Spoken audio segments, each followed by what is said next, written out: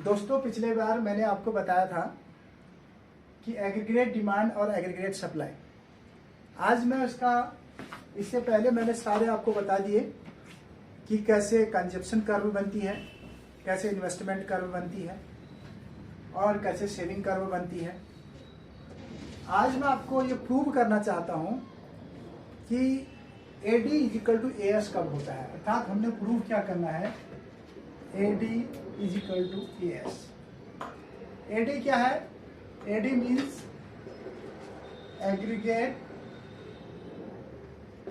Demand, AS is aggregate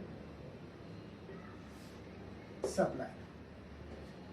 aggregate demand और aggregate supply कहाँ पर एक दूसरे के बराबर होते हैं, कहाँ पर इन दोनों में इक्विलिब्रियम होता है, कहाँ एक दूसरे के बराबर बैलेंस्ड होते हैं, उस पॉइंट को हमने प्रूव करना है। तो इस पॉइंट को प्रूव करने के लिए हमने इनके शेड्यूल बनाने हैं। तो शेड्यूल सबसे पहले हम यहाँ पर शेड्यूल इसका ड्रॉ करेंगे, उसके बाद हम इसका ग्राफ आपको शो करेंगे और फिर ये दिखाएंगे कि AD इजिकल टू AS कैसे होता है, वो मैं आपको शेड्यूल से प्रूव करूंगा। तो इसके लिए मैं ये पोर्शन को अभी रब करता हूं और यहाँ पर एक शेड्यूल तैयार करता हूं जिसमें मैंने दिखाना है AD इजिकल टू AS कहाँ पर होता है। तो सबसे पहले मैं पहली बार भी आपको शेड्यूल कर चुका हूं, ये इनकम Y हम इनकम को दिखाते हैं और C जो है हम कंजप्शन से दिखाते हैं, और इसके अलावा यहाँ पर हमारी S सबसे पहले हम इनको ड्रॉ करेंगे। इनकम लेवल मैंने पिछले बार आपको बताया था कि इनकम चाहे इनकम लेवल 0 हो, लेकिन कंजप्शन कभी भी 0 नहीं होती है। इस बात को मैं अपने पिछले वीडियोज में आपको बता चुका हूं। तो अब देखिए इनकम कैसे है। सपोज करो यहाँ इनकम 0 है और फिर इनकम बढ़ती है धीरे धीरे 10, 20, 30, 40, 50, 60, 70, 80, 90 तक हम इसको ले लेते हैं, और भी ले सकते हैं।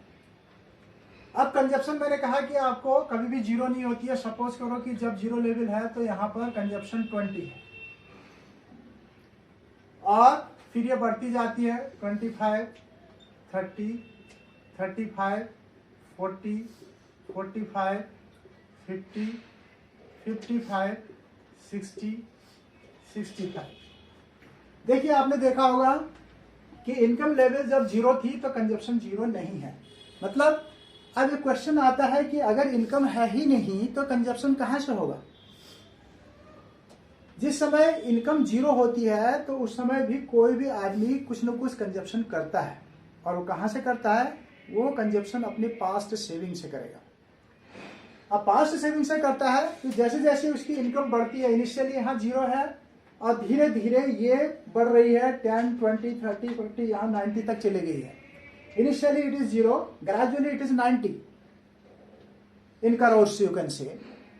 और यहाँ पर C जो कंजप्शन है पहले 20 थी और ये धीरे धीरे बढ़ रही है। इनिशियली इट इज 20 और फाइनली और ग्रेजुअली इट इज 65। देखिए इसमें जो इनकम का जो लेवल है वो 10-10 का गैप है बीच में, जबकि कंजप्शन में 5-5 का गैप है। इनिशियली इनकम कम है और कंजप्शन ज्यादा है, ग्रेजुअली इनकम बढ़ गई है और कंजप्शन कम हो गई है। जो पार्ट जब इनकम ज्यादा होती है कंजप्शन कम हो जाता है तो वो पार्ट क्या होता है? सेविंग होता है, वो सेविंग होता है। देखिए अब इसको हम क्या करेंगे, यहाँ पर सेविंग कैसे हो सकती है, क्योंकि सेविंग इजिकल टू हमारा क्या होगा? S इजिकल टू होगा Y माइनस C। अर्थात इनकम में से हम कंजप्शन को माइनस करते हैं तो हमारा क्या आ जाता है? सेविंग आ जाता है। तो 0 में से इसको करो तो ये -20 आ गया, ये -15 आ गया, ये -10 आ गया, ये -5 आ गया, ये 0, ये 5, ये 10 और ये 15 और ये 20, ये 25। ये आपका जो है सेविंग आ गई है। अब सेविंग जब आ गई है तो इसके बाद इन्वेस्टमेंट मैंने आपको बताया था कि it is in constant nature, जो कि स्थिर रहती है। कंजप्शन का इसका कोई प्रभाव नहीं पड़ता है। कंजप्शन घटे या बढ़े उसका कोई प्रभाव इस पर नहीं पड़ता है। अर्थात कहने का मतलब है जो आपने एक बार इन्वेस्टमेंट कर दिया, आउटपुट कम हो या ज्यादा हो, उसका जो है इन्वेस्टमेंट पर कोई फर्क नहीं पड़ने वाला। तो यहां पर हम आई इन्वेस्टमेंट को दिखाते हैं।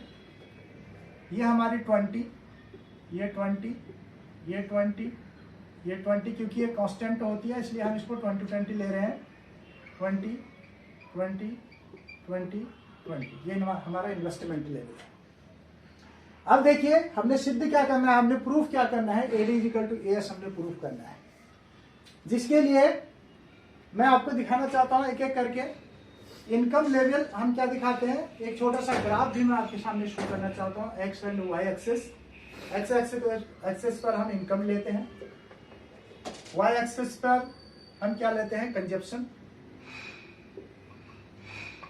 प्लस इसी में हम सेविंग भी दिखा सकते हैं, इसी में हम इन्वेस्टमेंट भी दिखा सकते हैं। ये सब चीजें हम जो हैं वाई एक्सेस पर दिखा सकते हैं। तो देखिए आप यहां देख रहे हैं कि वाई लेवल जो इनकम ये 0 है। यहां से हम बढ़ना शुरू करेंगे 10, 20, 30, 40, 50, 60, 70, 80, ये हमने ले लिया।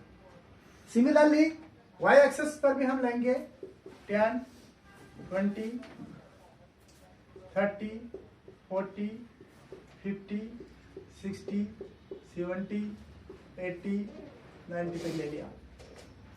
अब देखिए इनकम लेवल 0 जब हमारे पास है तो कंजप्शन उस समय क्या हमारे पास 20 है। अर्थात कंजप्शन हम जो है वाई एक्सेस पे ले रहे हैं, तो यहां पर ये हमारी कंजप्शन कर्व ये सी हो गई है, जो मैं आपको पहले ड्रॉ कर चुका हूं। और अब इसके अलावा हमारे जो सेविंग है वो सेविंग कहाँ है, ये माइनस है। ये देखिए ये पहले नेगेटिव चले गए हैं फिर बाद में पॉजिटिव आई है। और इन्वेस्टमेंट लेवल हमारे जो है कांस्टेंट है। अगर ये कांस्टेंट है 20 पर तो ये सीधे सीधे पैरेलल टू एक्स एक्स हो जाती है, ये इन्वेस्टमेंट हो जाती है। अब हमें पता है कि एडी इज इक्वल टू क्या होता है, एडी इज इक्वल टू होता है सी प्लस आई, अर्थात consumption plus investment, the sum of consumption and investment is equal to aggregate demand. जब एग्रीगेट डिमांड के बराबर होती है तो दो चीजें हमें यहाँ पर मिल गई अच्छी तरह से, दो कर्व हमने यहाँ बना दिए सी प्लस आई। अब हम इसके आगे एक्टिविटी देखते हैं, लेकिन हमें इसमें प्रूव करना है AD is equal to AS, aggregate demand is equal to aggregate supply का इक्विलिब्रियम हमने ढूंढना है। इसके लिए हम इसको इस ग्राफ से ही प्रूफ करेंगे। देखिए अब यहां पर हम लिखते हैं एडी इज इक्वल टू क्या होता है। एडी इज इक्वल टू हमें पता है कि सी प्लस आई होता है, अर्थात aggregate demand is equal to aggregate demand is equal to consumption plus investment, इसका सम, इसका टोटल कितना होता है, एडी के बराबर होता है। तो अब हम सी और आई को प्लस कर देते हैं, तो ये 40 और ये 45 और ये 50 और ये 50, यहां देखिए इसको 55 और ये 60 और ये 65, ये 70, ये 75, ये 80, ये 85 आपका सी आई, अर्थात एडी इज इक्वल टू क्या होता है, सी प्लस आई होता है। तो कंजप्शन प्लस इन्वेस्टमेंट का सम जो होता है एडी के बराबर होता है, और एडी जो है इसमें यहां तक आ गया है। अब हमें इसके बाद क्या चाहिए, एग्रीगेट सप्लाई चाहिए। Aggregate supply is equal to क्या होता है, C plus S, C plus S, अर्थात सी प्लस एस का मतलब है इन दोनों का हमें सम। तो ये माइनस का है, ये प्लस का है, तो माइनस प्लस ये 0 हो गया। ये सी पॉजिटिव है, नेगेटिव है, तो प्लस के 10 बच गए, और ये 30 है, ये माइनस का 10 है, तो प्लस के 20 हो गए, फिर ये 30 हो गए, फिर ये 40 हो गए, फिर ये 50 हो गए, ये 60 हो गए, ये 70 हो गए, 80 हो गए, ये 90 हो गए। अब आप देख रहे हैं शेड्यूल में क्या हो रहा है, एडी और एएस, एडी और एएस, मैंने बताया कि AD is equal to AS होता है, अर्थात aggregate demand is equal to aggregate supply. इससे भी प्रूव हो जाएगा क्योंकि एडी यहां पर 80 है और यहां पर एएस भी 80 है और इनकम लेवल क्या है, 80 है। जब AD is equal to AS, जब दोनों एस पर शेड्यूल जब एक दूसरे के बराबर हो जाते हैं, वो पॉइंट आपका क्या हो जाता है, इक्विलिब्रियम हो जाता है। कैसे हो जाता है इसको अब मैं ग्राफ द्वारा भी शो करता हूं। देखिए मैंने आपको बताया है कि AD is equal to C plus I, अर्थात अगर ये एडी कर्व बढ़ती है, हम यहां से एडी कर्व ले लेते हैं, ये एक नया ग्राफ बना देता हूं मैं, एक्स एक्स वाई एक्स है, यहां पर हमने इनकम लिया है, वाई एक्स पर हमने जो है consumption plus saving plus investment हम यहां पर लेते हैं। तो देखिए अगर C प्लस एस होता है, इसका मतलब जो ये कर्व जाएगी ऊपर की ओर, ये एडी कर्व हमेशा ऐसे जाएगी, ये एडी कर्व है। और एएस कर्व कहां से होती है, जीरो से शुरू हो रही है, ये जीरो से शुरू होगी है और ये सीधे इससे बढ़ के ऊपर चले जाती है। देखो यहाँ 85 है, 90 चले गई है, अर्थात ऐसे चले गई है। ये है आपका एएस कर्व। एडी और एएस आप एक दूसरे को इंटरसेक्ट कहां पर कर रहे हैं, इस पॉइंट पर कर रहे हैं, ये इक्विलिब्रियम पॉइंट है। अर्थात यहां पर क्या कहेंगे हम, ये ऐसे हम इसको डॉट सा दिखाएं, यहाँ 80 है और यहाँ 80 है, अर्थात हम कह सकते हैं कि AD C S plus C I is equal to 80 है, जो कि हम शेड्यूल द्वारा दिखा रहे हैं। यहां पर AD is equal to AS हो गया। जहां पर AD is equal to AS होता है तो वहां पर इक्विलिब्रियम पॉइंट आ जाता है और इक्विलिब्रियम पॉइंट जहां पर होता है वहां पर केन्स के अनुसार फुल एम्प्लॉयमेंट एक इकोनॉमी में होता है।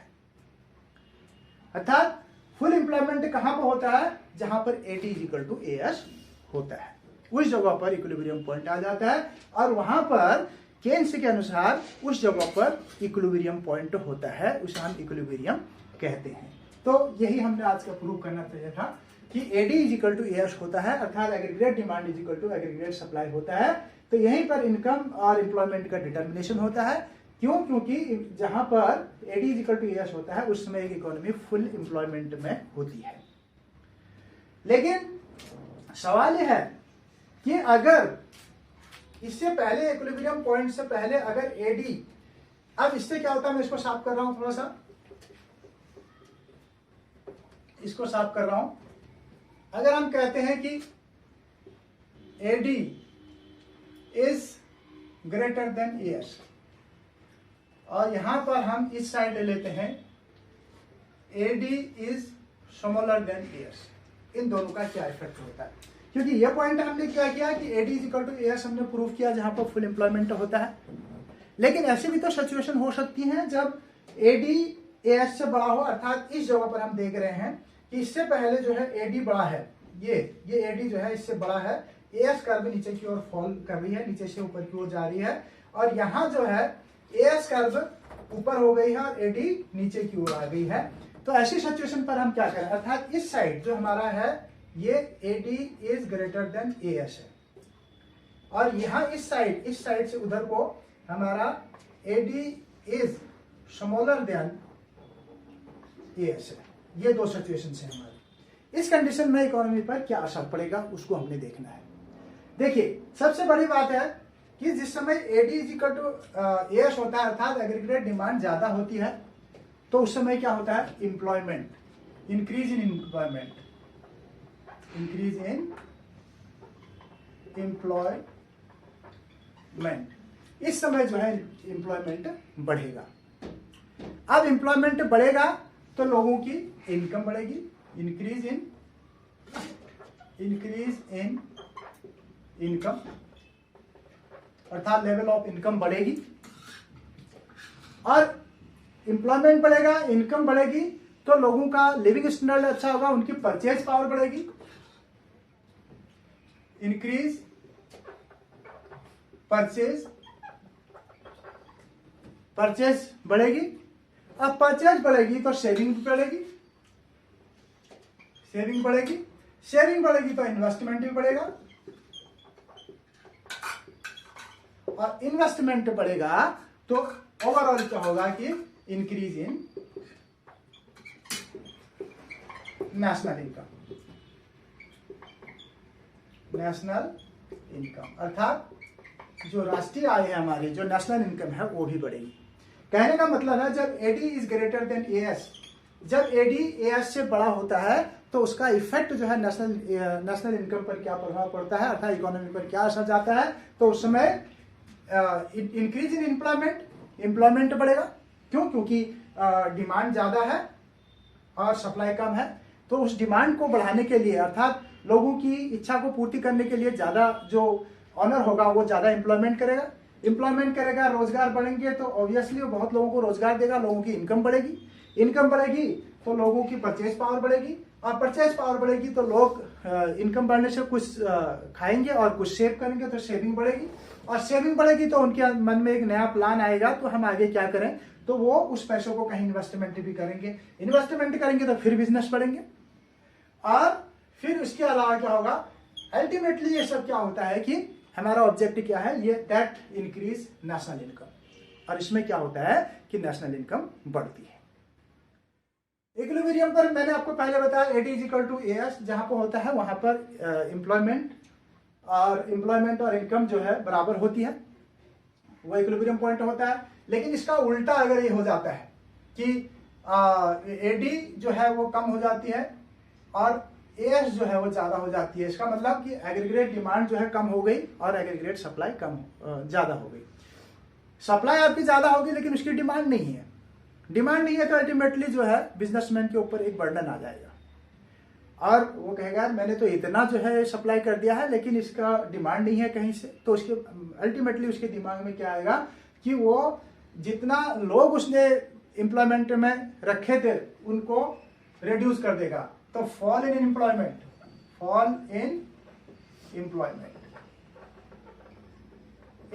गिर जाएगा।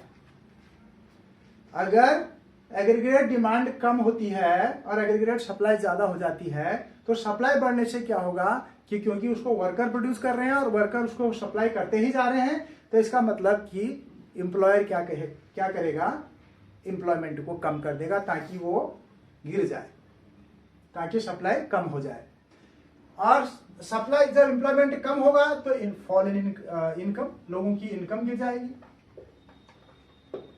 फॉल इन इनकम गिर जाएगी, और अगर इनकम गिर जाएगी तो लोगों की परचेज पावर कम हो जाएगी, फॉल इन परचेज पावर भी कम हो जाएगी, और परचेज पावर कम हो जाएगी तो फॉल इन सेविंग हो जाएगा,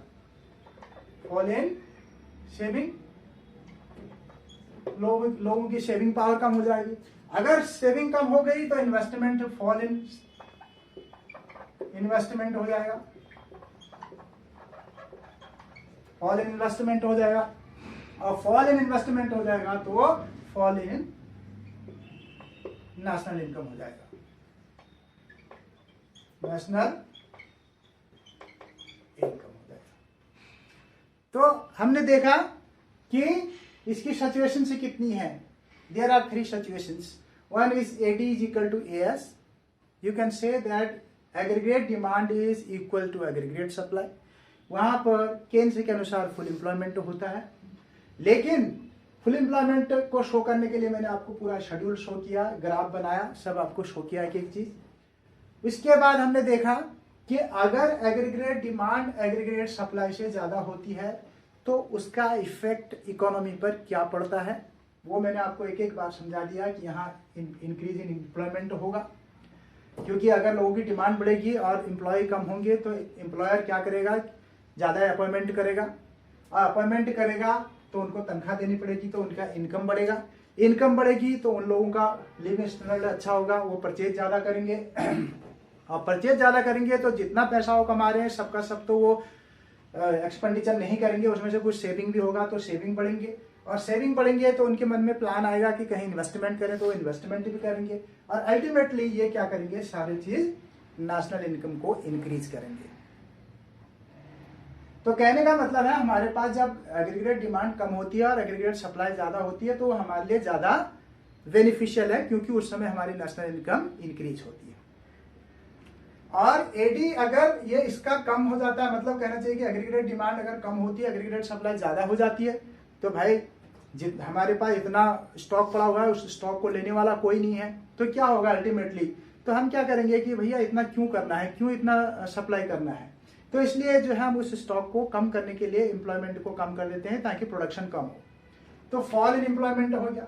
अब फॉल इन एम्प्लॉयमेंट हो गया तो बेरोजगारी हो गई, तो क्या करेंगे, लोगों की इनकम गिर जाएगी, भाई इनकम नहीं मिल रही है लोगों को, उससे उनका परचेज पावर गिरेगा, और परचेज पावर गिरेगा तो उनकी सेविंग कम होगी, सेविंग कम होगी तो इन्वेस्टमेंट कम होगा, इन्वेस्टमेंट कम होगा तो फाइनली इसका इफेक्ट जो है नेशनल इनकम पर जाता है, तो नेशनल इनकम भी गिरेगी, अर्थात नेशनल इनकम में भी गिरावट आएगी, वो कम हो जाएगी।